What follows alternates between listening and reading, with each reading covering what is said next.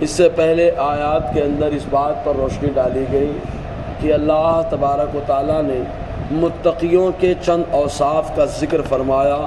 چنانچہ پہلی صفت یہ کہ اللہ تعالیٰ فرماتا ہے الذین یؤمنون بالغیب، بے دیکھے ایمان رکھتے ہیں، اور دوسری صفت یہ ہے ویقیمون الصلاۃ، نماز قائم رکھتے ہیں۔ تیسری صفت ومما رزقناہم ینفقون، اللہ نے جو دیا ہے اس سے راہ خدا میں خرچ کرتے ہیں۔ اور چوتھی صفت والذین یؤمنون بما انزل الیک، وہ اللہ تعالیٰ نے جو اپنے محبوب پر اتارا سب پر ایمان رکھتے ہیں۔ اور پانچویں صفت وما انزل من قبلک، حضور سے پہلے جو کتابیں آئیں ان کتابوں پر بھی ایمان رکھتے ہیں۔ اور چھٹی صفت وبالآخرۃ ھم یوقنون، آخرت پر بڑا مضبوط یقین رکھتے ہیں، کیونکہ یہود و نصارہ کا آخرت پہ عقیدہ بڑا کمزور رہا۔ چنانچہ خود یہودیوں کا ایک جملہ رہا، وہ یہ کہتے تھے کہ ہم خالی اگر جائیں گے تو جہنم میں خالی 40 دن کے لیے جائیں گے۔ یہ وہ 40 دن ہیں جن 40 دنوں میں ہمارے باپ دادا نے بچھڑے کے پوجا کی، جب حضرت موسیٰ علیہ السلام تورات لینے کے لیے کوہ طور پر تشریف لے گئے، تو یہ کہتے ہیں کہ خالی اس کی سزا ہو سکتا ہے کہ ہم کو ملے، اس کے بعد تو جنت میں ہمارا جانا یقینی ہے۔ اور نصرانیوں میں سے ہر ایک دوسرے کے بارے میں یہ عقیدہ رکھتا ہے کہ یہ جنتی نہیں ہے، جہنمی ہے، ہر ایک دوسرے کے بارے میں یہ نظریہ رکھتا ہے۔ لیکن اللہ تبارک و تعالیٰ نے متقیوں کی شان جو بیان فرمائی وہ یہ کہ وہ آخرت پہ بڑا یقین رکھتے ہیں کہ اللہ تبارک و تعالیٰ فضل فرمانے والا ہے۔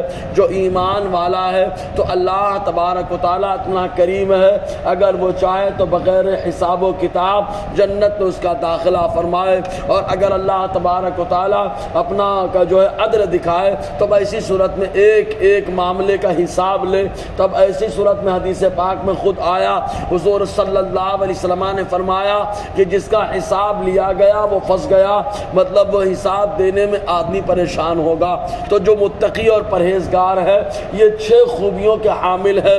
تو یہ 6 خوبیاں کہاں سے آ گئی؟ تو خود اللہ تعالیٰ فرماتا ہے اولئک علی ھدی من ربہم، یہ وہی لوگ ہیں جو اپنے رب کی طرف سے ہدایت پر ہے، یعنی اللہ تبارک و تعالیٰ کی طرف سے ان کو ہدایت ملی ہے۔ اور ہدایت کا معنی رب کی طرف سے جب ہو تو یہ راستہ چلانے کے معنی میں آتا ہے۔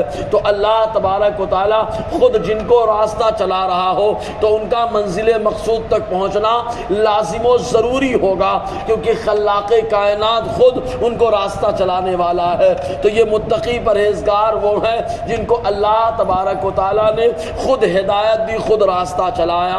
اور جس کو اللہ تبارک و تعالیٰ راستہ چلائے، جس کو اللہ تعالیٰ جو ہے منزل مقصود تک پہنچائے، تو کامیابی در حقیقت یہی ہوتی ہے۔ تو اللہ تعالیٰ پہلی خوبی بیان فرماتا ہے کہ یہ 6 خوبیاں کیوں آئیں، تو یہ اپنے رب کی طرف سے ہدایت پر ہے۔ وَأُولَٰئِكَ هُمُ الْمُفْلِحُونَ، یہ وہی لوگ ہیں جو کامیابی کو پہنچے۔ تو متقیوں کو اللہ تعالیٰ فرما رہا ہے یہ کامیاب ہو گئے، منزل مقصود تک پہنچ گئے۔ یہاں تک اللہ تبارک و تعالیٰ نے مخلص ایمان والوں کا ذکر فرمایا، جن کے اندر ایمان کامل ہے، ایمان کا نور ہے، وہ رب کی طرف سے ہدایت پر ہے اور کامیابی کو بھی پہنچے۔ ہر انسان اپنے اپنے اعتبار سے کامیابی کا تصور کرتا ہے، لیکن رب کی طرف سے کامیابی یہی ہے جس کے اندر 6 خوبیاں پائی جائیں۔ پہلی خوبی یہ کہ ایمان مضبوط ہو جائے، دوسری خوبی یہ کہ نماز کی پابندی ہو جائے، اور تیسری خوبی یہ کہ اللہ تبارک و تعالیٰ نے جو دیا ہے وہ راہ خدا میں خرچ کر دیا جائے، اور چوتھی خوبی یہ کہ اللہ تعالیٰ نے جو چیزیں قرآن و حدیث کے ساتھ ساتھ اللہ تعالیٰ نے اپنے محبوب پر نازل فرمائی سب پر مضبوطی سے ایمان ہو، اور پچھلی کتابوں پر بھی مضبوطی سے ایمان ہو کہ جو اللہ نے نازل فرمایا وہ حق ہے، اور آخرت پر بھی ایمان مضبوط ہو